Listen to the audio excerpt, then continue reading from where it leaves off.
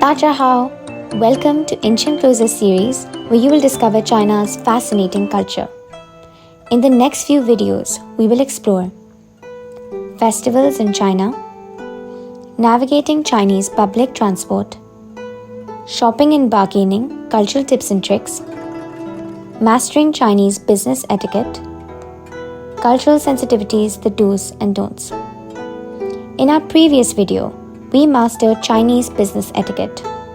Today, we'll learn about some essential do's and don'ts that will help you navigate any interaction in China with ease. When visiting a new place, knowing how to say some polite phrases is both practical and a much appreciated gesture. Here are some key greetings in Mandarin. 你好 For hello, 您好 to say hello formally, as Nin is similar to using aap in Hindi. 再见 For goodbye. Basic courtesies include 谢谢 which means thank you, 不用谢 which means no need for thanks and is similar to saying you're welcome. 对不起 For sorry or excuse me, 请问 for excuse me or may I ask. Be careful of your tone for 问 if you accidentally say it with a falling then rising tone. 闻 Instead, you'll end up asking for a kiss. While communicating in China, showing respect is paramount. The concept of 面子 face, which means one's dignity or reputation, has great cultural significance.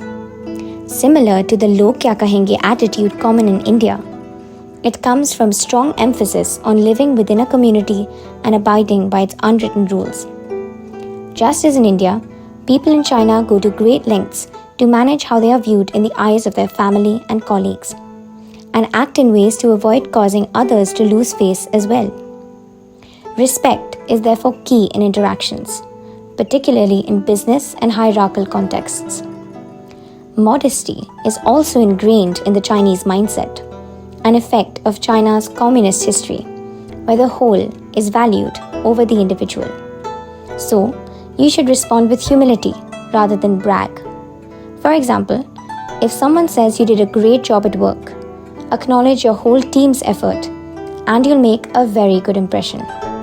Although China is racing towards the future, connection to history and traditions remains strong. Superstitions about numbers and colors are rooted in China's cultural DNA, like they are in India. For instance, the number 8 八 sounds like 发 to prosper, the same 发 that appears in the Cantonese phrase 恭喜发财 to wish the recipient of a New Year's gift boundless prosperity ahead.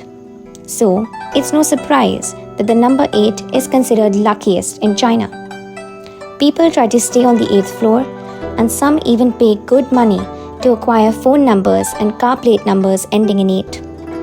Conversely, the number 4 4 sounds very similar to 死 which means to die. So you'll notice that many Chinese buildings skip this floor.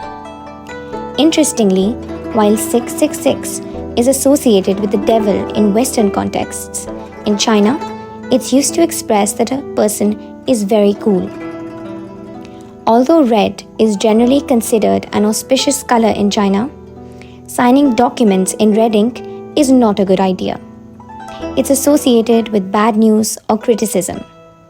And the color white symbolizes death and funerals in China, so it's best avoided in positive contexts.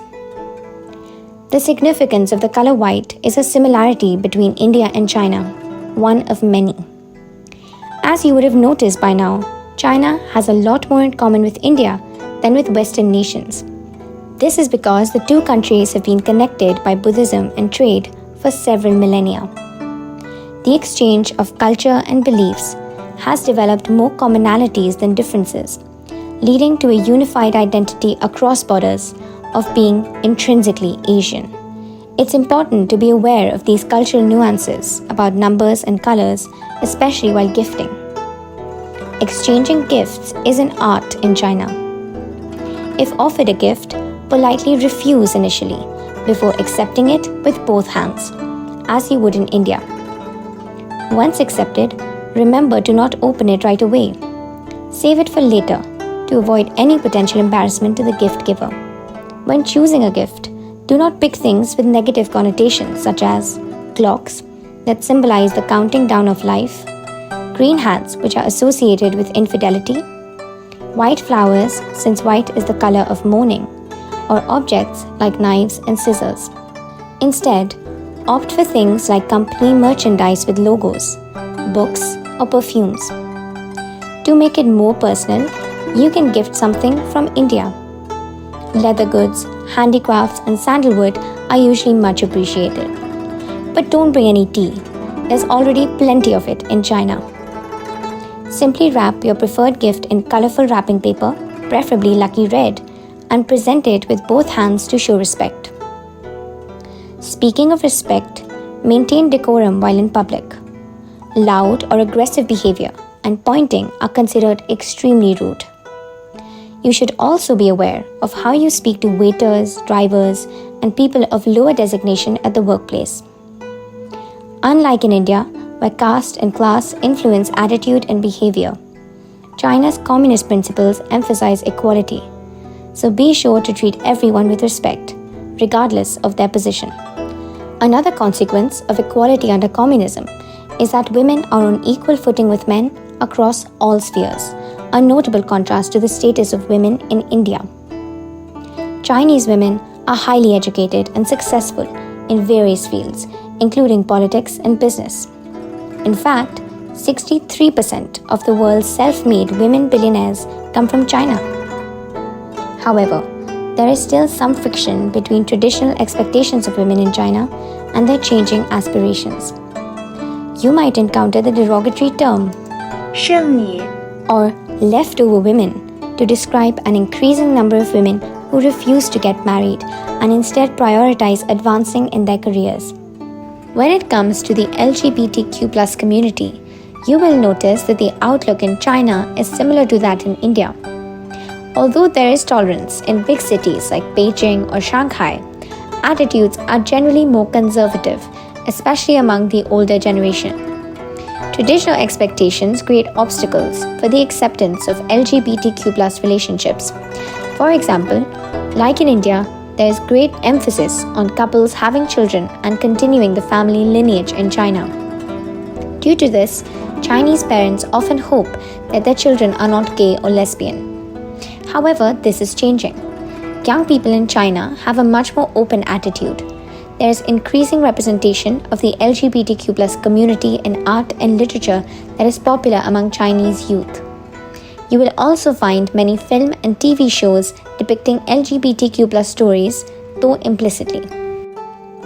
Knowledge of these socio-cultural aspects will help you navigate interactions in China. Often, these interactions will take place over a meal, so you should also be aware of dining etiquette. In China, meals are communal experiences, so take small portions from shared dishes and use separate utensils for serving and eating. While eating, remember to never leave chopsticks standing upright in your bowl because it resembles incense sticks at a gravesite in China and therefore has a very negative connotation. Instead, use chopstick rests.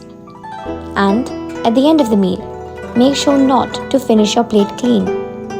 That's because empty plates are seen as a sign of unsatisfied hunger in China, which is why hosts will keep serving until guests leave some food on their plates. So it's polite to leave a bit of food to show satisfaction and appreciation for the host's generosity. Toasting is an integral part of dining culture, and all guests are expected to participate. So, always join in and stand during toasts at formal gatherings. If you don't drink alcohol, you can toast with soda or some other non-alcoholic beverage. It's perfectly acceptable. And remember, in China, the host or the most senior person usually pays the bill. There's no splitting unless it's just between friends. Knowing these cultural do's and don'ts will help you make the most of your experience in China. To learn about how to navigate China's business world in particular, you can check out Inchin Closer's video on Chinese business etiquette. That's all for today. Thank you for watching. 再见.